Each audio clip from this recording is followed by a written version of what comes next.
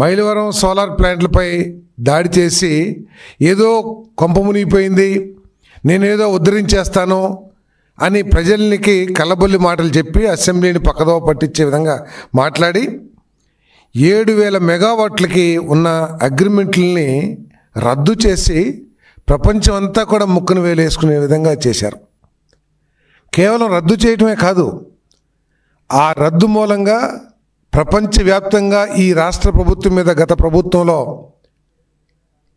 నమ్మకం కోల్పోయి పెట్టుబడిదారులు ఎవరూ కూడా ఈ రాష్ట్రానికి రావడానికి భయపడిపోయారని చెప్పేసి మనం చేస్తా ఉన్నాను. పెట్టుబడిదారులే కాదు, ప్రపంచవ్యాప్తంగా ఇంటర్నేషనల్ బ్యాంకింగ్ వ్యవస్థలు కూడా, ఇంటర్నేషనల్ ఫైనాన్షియల్ కంపెనీస్ కూడా ఈ రాష్ట్రంలో అప్పులు ఇవ్వటానికి కానీ పెట్టుబడులు పెడతానికి కూడా వెనుకంజ వేసేయంటే ఏ విధంగా మరి నాశనం చేశారో, ఈ రాష్ట్రం యొక్క క్రెడిబిలిటీ ఏ విధంగా ధ్వంసం చేశారో ఒకసారి ఆలోచన చేయాల్సిన అవసరం ఉందని చెప్పేసి మనం చేస్తాం. అదే కనుక ఆ పీపీఎల్ అంత ముందు ప్రభుత్వం చేసుకున్న పీపీఎల్ని గౌరవించి చేసినట్లయితే తక్కువ ధరకి విద్యుత్ లభించడమే కాకుండా ఇంకొంతమంది పెట్టుబడిదారులు వచ్చి కొన్ని వేల మెగావాట్లు ఇప్పుడు వస్తున్నారు, చాలామంది కొన్ని గిగావాట్ల సోలార్ పవర్ ప్లాంట్లు పెడతానికి రాష్ట్రం ఇప్పుడు ప్రస్తుతం ఉన్న చంద్రబాబు నాయుడు ప్రభుత్వం అనేక అగ్రిమెంట్లు చేసుకున్న విషయం మనం చూస్తూ ఉన్నాం. అంతేకాకుండా దేశవ్యాప్తంగా ఉన్న పెట్టుబడిదారులు ఇక్కడికి వచ్చి ఈ విద్యుత్ ఉత్పత్తి కేంద్రాలు ఏర్పాటు చేస్తానికి ఏ విధంగా ప్రయత్నం చేస్తున్నారో ఒకసారి ఆలోచించాలి. అదే కనుక గతంలో కనుక అటువంటి పీపీఎల్ రద్దు చేసే దుశ్చర్యలకి పాల్పడకుండా ఉన్నట్లయితే ఇంకా కొన్ని వేల మెగావాట్లు ఈ రాష్ట్రంలో ఉత్పత్తి ప్రారంభించేవాళ్ళు, కొన్ని వేల మందికి రాయలసీమలో కానీ లేకపోతే ఆ పక్క జిల్లాలకు కానీ ఉద్యోగ అవకాశాలు కూడా లభించాయని చెప్పేసి మనం చేస్తాను. అంతేకాకుండా ఎంత దుర్మార్గమైన పరిపాలన చేశారో ఒకసారి ఆలోచించేయాలి. ప్రజలకి ఏ విధంగా భారం వేశారో కూడా ఒకసారి ఆలోచించాలి.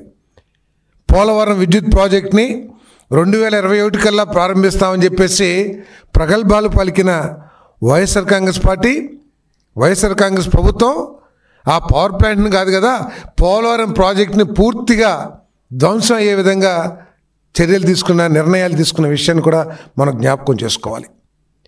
ఆ విద్యుత్ ప్లాంట్ ఆలస్యం అవుతున్న మూలంగా దాదాపు 4,500 కోట్ల రూపాయలు ఈ రాష్ట్రానికి నష్టం జరుగుతుమే కాకుండా ప్రజల మీద భారం కూడా. అది హైడల్ జనరేషన్ అంటే తక్కువ ధరకి విద్యుత్ లభించే ప్రాజెక్ట్ అది. ఆ ప్రాజెక్ట్ని ఆలస్యం చేయడం మూలంగా ఎంత నష్టపోయారో ఒకసారి ఆలోచించాలని చెప్పేసి మనం చేస్తాను.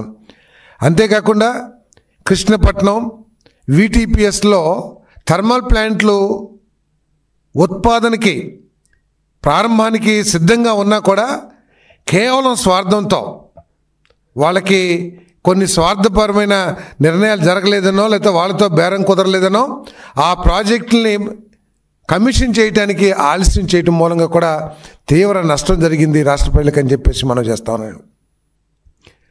అంతేకాకుండా మరి దాదాపు 49,000 కోట్ల రూపాయలు అప్పులు తీసుకొచ్చారు.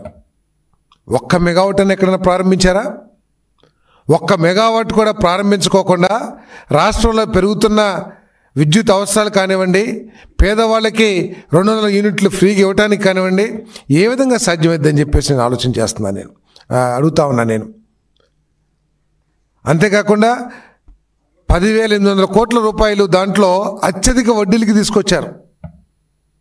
సో ఈ విధంగా పూర్తిగా నష్టపరిచి ప్రజల మీద భారం పడే విధంగా చేసిన వైఎస్ఆర్సీపీ ఈరోజు ఏదో వాళ్ళేదో పద్ధతులకు మెల్లే దొంగ అని అంటే ప్రజలు మర్చిపోతారనే ఉద్దేశంతో ఈ కార్యక్రమాలు చేశారని చెప్పేసి నేను మనవి చేస్తా ఉన్నాను.